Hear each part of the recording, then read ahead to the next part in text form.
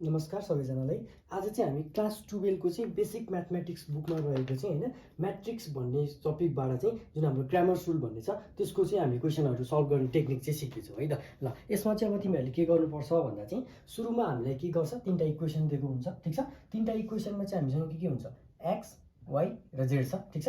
हामीसँग के छ तीनटा इक्वेसन छ। तीनटा इक्वेसनलाई मैले i अनि सेकेन्ड i र थर्ड आई गरेर तीनटा इक्वेसन भने हैन।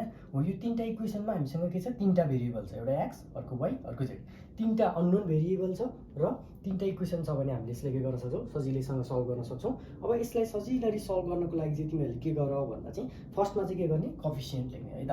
ल मैले चाहिँ अब के लेख्छु कोएफिसिएन्ट अफ x लेख्छु यहाँ चाहिँ कोएफिसिएन्ट अफ y लेख्छु, ठीक छ, x को y को, अनि कोएफिसिएन्ट अफ z अनि हाम्रो चाहिँ के छ कन्स्ट्यान्टको चाहिँ कोएफिसिएन्ट्स लेख्ने है त। ल अब फर्स्टमा x को कोएफिसिएन्ट भनेको कति छ हामीसँग 1 छ, y को कोएफिसिएन्ट कति छ 1 छ, z को कोएफिसिएन्ट कति छ -2 छ, अनि कन्स्ट्यान्टको भ्यालु भनेको हामीसँग 7 छ। अनि त्यसैगरी सेकेन्ड इक्वेसनको लागि के छ x को कोएफिसिएन्ट 2, y को कोएफिसिएन्ट भनेको -3, z को कोएफिसिएन्ट भनेको -2 अनि कन्स्ट्यान्ट भनेको हामीसँग 0 छ। अनि थर्ड इक्वेसनमा के छ x को कोएफिसिएन्ट भनेको 1 छ, अनि त्यसपछि -2 भनेको छ, त्यसपछि -3 अनि कन्स्ट्यान्ट भनेको 3 छ है त। फर्स्टमा चाहिँ मैले के गरे कोएफिसिएन्टहरु लेखेँ। अब सेकेन्ड स्टेपमा भनेको चाहिँ हामीले के गर्नुपर्छ डिटर्मिनेन्ट निकाल्नुपर्छ। डिटर्मिनेन्टको d भनेको चाहिँ कति गर्ने हो भन्दा चाहिँ d भनेको चाहिँ ए जुन x y z को भ्यालु छ हैन त्यही लेख्ने, ठीक छ। 1 2 1 अनि त्यसपछि अर्को 1 -3 -2 अनि -2 -2 -3, ठीक छ। यो चाहिँ हाम्रो के भयो डिटर्मिनेन्ट d को भ्यालु भयो है। ल अब यसैगरी अब हामीले अर्को के निकाल्छौं dx निकाल्छौं, dy निकाल्छौं र dz निकाल्छौं। हो अब त्यसको लागि चाहिँ मैले के गर्छु एउटा याद गर्नको लागि सजिलो टेक्निक सिकाउँछु, ठीक छ। अब फर्स्टमा हामीले के गर्यौं सपोज अब हामीले dx निकाल्दै छौं भने है dx निकाल्दै छौं भने चाहिँ के गर्ने यही डिटर्मिनेन्टमा है dx को लागि के गर्न पर्यो यही डिटर्मिनेन्टमा चाहिँ जुन हाम्रो यो x छ नि x को कोएफिसिएन्ट हो यसलाई चाहिँ के गर्ने कन्स्ट्यान्टले रिप्लेस गरिदिने, ठीक छ। यो कन्स्ट्यान्टले चाहिँ के गर्ने dx निकाल्दाखेरिमा x को कोएफिसिएन्टलाई रिप्लेस गरिदिने, dy निकाल्दाखेरिमा अरु सेम नै हुन्छ y को कोएफिसिएन्टहरुलाई रिप्लेस गरिदिने, अनि dz निकाल्दाखेरिमा के गर्ने अरु सेम नै हुन्छ z को कोएफिसिएन्टहरुलाई चाहिँ के गरिदिने रिप्लेस गरिदिने है त। मैले त्यही अनुसार चाहिँ के गर्छु यहाँ भ्यालु लेख्छु। फर्स्टमा हामीले के गर्नु पर्यो dx निकाल्नु पर्यो भनेपछि x को ठाउँमा के गर्ने कन्स्ट्यान्टले रिप्लेस गरिदिने, त्यो भनेको 703 आउने भयो हैन। अरु एसिटिज नै जे छ त्यही लेख, अरु 1 -3 -2 अनि -2 -2 -3 हुने भयो, ठीक छ। अब त्यसै नै मैले अर्को के निकाल्छु dy निकाल्छु। dy निकाल्नको लागि हामीसँग के छ अरु सेम नै हो d को, जस्ट के गर्ने y को जुन कोएफिसिएन्ट छ त्यसलाई कन्स्ट्यान्टले रिप्लेस गरिदिने हो, ठीक छ। हो अब dy को लागि हाम्रो 1 2 1 यो सेम नै भइहाल्यो। अनि जुन यति छ y हैन y को कोएफिसिएन्ट त्यसलाई चाहिँ के गर्नु पर्यो कन्स्ट्यान्टले रिप्लेस गरिदिनु पर्यो, त्यो भनेको कति आउँछ 7 0 र 3 आउँछ। अनि लास्टको रो चाहिँ हाम्रो के हुने भयो लास्टको कलम भनेको चाहिँ एसिटिज नै हुने भयो है त।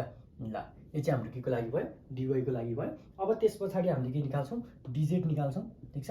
dz निकाल्नको लागि के गर्ने अगाडिको दुईटा रो सेम नै भयो 1 2 1 अनि त्यसपछि अर्कोमा 1 -3 अनि -2 हुने भयो। अनि z को कोएफिसिएन्टलाई चाहिँ हामीले के गरिदिने हो कन्स्ट्यान्टले रिप्लेस गरिदिने हो, त्यो भनेको चाहिँ 7 0 र 3 आउने भयो है त। ल यति चाहिँ हामीले के गर्न सक्यौं सजिलैसँग गर्न सक्यौं। जस्ट के गरिदिने dx निकाल्नको लागि x को कोएफिसिएन्टलाई कन्स्ट्यान्टले रिप्लेस गरिदिने, dy निकाल्नको लागि y को कोएफिसिएन्टलाई कन्स्ट्यान्टको कोएफिसिएन्टले रिप्लेस गरिदिने, अनि dz निकाल्नको लागि चाहिँ z को कोएफिसिएन्टलाई कन्स्ट्यान्टको कोएफिसिएन्टले रिप्लेस गरिदिने हो।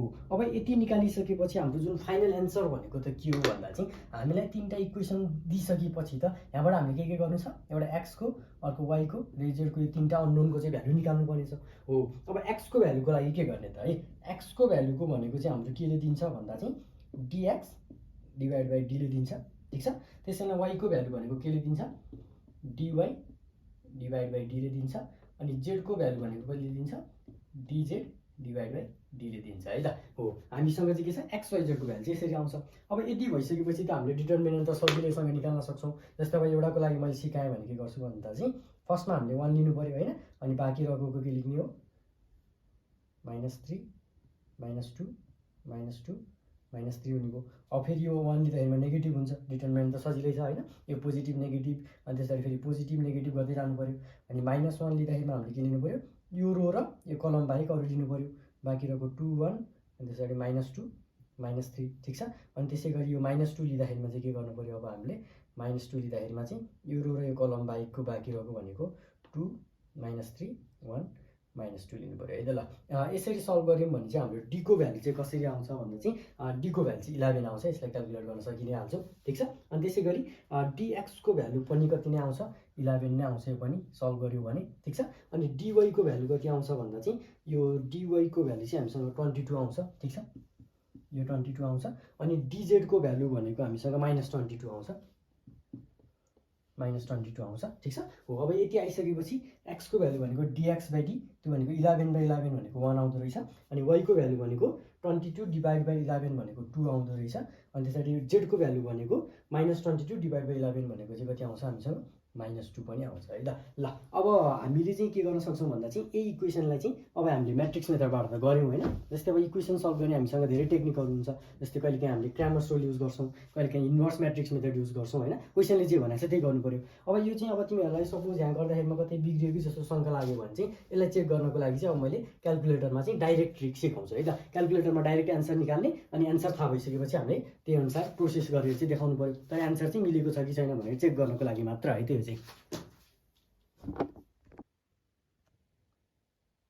ल अब यो क्वेसनलाई चाहिँ हामीले क्याल्कुलेटरबाट चाहिँ डाइरेक्ट चाहिँ कसरी गर्न सक्छौँ भन्दा चाहिँ होइन, सुरुमा चाहिँ हाम्रो जस्तो इक्वेसन छ त्यो इक्वेसनलाई चाहिँ के गर्नु पर्यो, हामीले क्याल्कुलेटरमा टाइप गर्नु पर्यो। अब त्यसको लागि सुरुमा के गर्छु, मैले मोडमा जान्छु ठिक छ।